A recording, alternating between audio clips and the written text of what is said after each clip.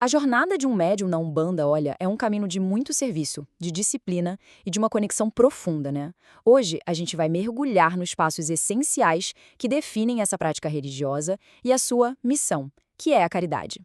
Bom, o nosso roteiro vai ser o seguinte: a gente começa pelas origens históricas da fé, depois vamos falar da missão do médium, da preparação de corpo e espírito, passamos pelas ferramentas sagradas de conexão e, por fim, a gente aborda a jornada mediúnica que é contínua. Então, para começar, toda a prática tem uma história, certo? Para a gente entender a Umbanda de hoje, é fundamental voltar às suas raízes. É ali que a gente descobre o que a torna tão cheia de significado. Olha que interessante. No início do século XX, o espiritismo aqui no Brasil estava ficando bem elitista.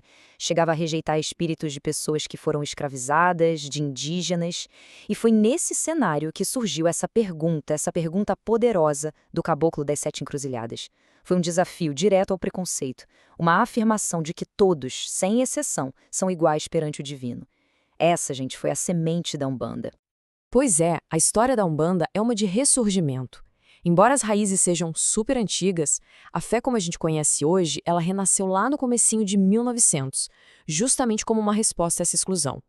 Foi em 15 de novembro de 1908, através de um jovem médium, Zélio de Moraes, que o Caboclo das Sete Encruzilhadas anunciou essa nova religião. E já no dia seguinte, o primeiro templo foi fundado, com uma mensagem muito clara: aqui todo mundo é bem-vindo, sem nenhuma distinção. Ok, então o que significa na prática ser um médium nessa fé? Bom, tudo começa com o que se chama de chamado, um chamado para uma vida de serviço. E aqui está o coração de tudo: servir com amor e caridade. O médium é um canal, um intermediário para o auxílio espiritual, e a oferta desse auxílio tem que ser com humildade. Aquela frase "dar de graça o que de graça se recebe" é a base de tudo. A ajuda espiritual é uma dádiva, não se vende.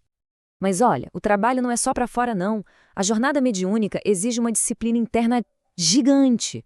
É um trabalho constante, sabe? Contra a vaidade, o orgulho, a ambição, o preconceito. Como disse o Caboclo Pena Branca, não é só sobre canalizar espíritos, é sobre se purificar para ser um instrumento cada vez melhor para a caridade. E essa disciplina interna, ela se reflete totalmente na preparação externa. O trabalho espiritual exige que o médium prepare o próprio corpo e o espírito como se fosse um instrumento sagrado mesmo. Essa preparação é bem completa, ela une o físico e o espiritual. O corpo é visto como o templo da alma, então ele tem que estar limpo, em respeito às entidades. E, ao mesmo tempo, o campo energético, a nossa aura, digamos assim, é purificado com práticas como os banhos de ervas. Tudo para garantir que o médium esteja energeticamente limpo e receptivo. Então, 24 horas antes de um trabalho ritualístico, os médiuns fazem o que se chama de preceito.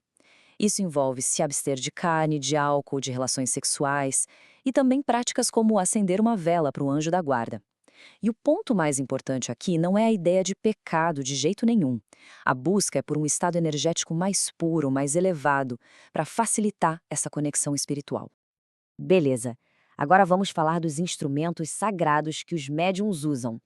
São ferramentas para focar a energia, para se conectar com os guias e também para proteção.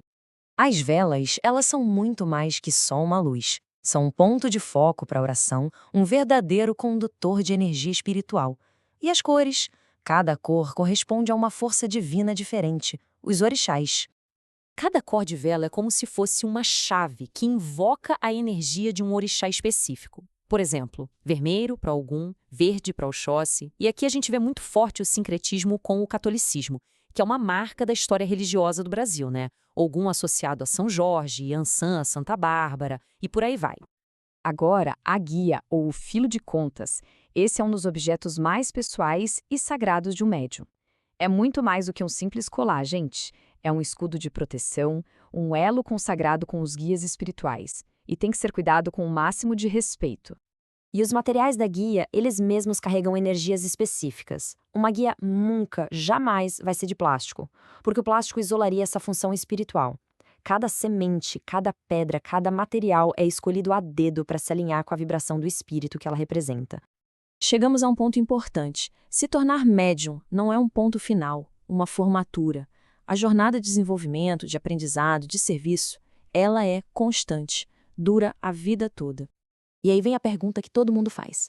Mas como a incorporação funciona de verdade? Tem uma analogia que ajuda muito a entender. Pensem no médium como um carro e o espírito dele como um motorista. A entidade que incorpora seria um motorista convidado. No caso da incorporação consciente, o médium está totalmente ciente de tudo. Ele observa as ações da entidade como se fosse um passageiro olhando o motorista novo dirigir. Às vezes até pisa no freio mentalmente junto com ele.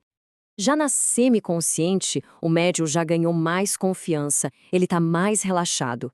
É como aquele passageiro que se distrai, sabe? Não percebe todos os detalhes da viagem. As memórias depois costumam ser meio nebulosas, como se fosse um sonho. E, por fim, a incorporação inconsciente. Aqui a confiança do médium na entidade é tão completa, mas tão completa, que a consciência dele meio que dorme no banco do passageiro. Ele não tem nenhuma lembrança do que aconteceu. Mas é muito importante dizer, nenhum tipo de incorporação é melhor que o outro, tá? São todas formas válidas de mediunidade. E o desenvolvimento mediúnico vai muito além da incorporação, viu? Cada médium encontra o seu lugar dentro de um verdadeiro ecossistema espiritual. Alguns são médiuns de consulta, outros de cura. Tem os cambones, que dão a sustentação para o trabalho, os ogãs, que são responsáveis pelos atabaques.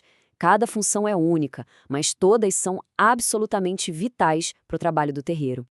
E para a gente fechar, fica essa reflexão. Se o médium é um instrumento, como é que a gente se afina para a caridade? Essa pergunta muda toda a perspectiva, né? A jornada não é sobre buscar poder espiritual, mas sim sobre um processo contínuo de se melhorar, de se aperfeiçoar para servir ao próximo.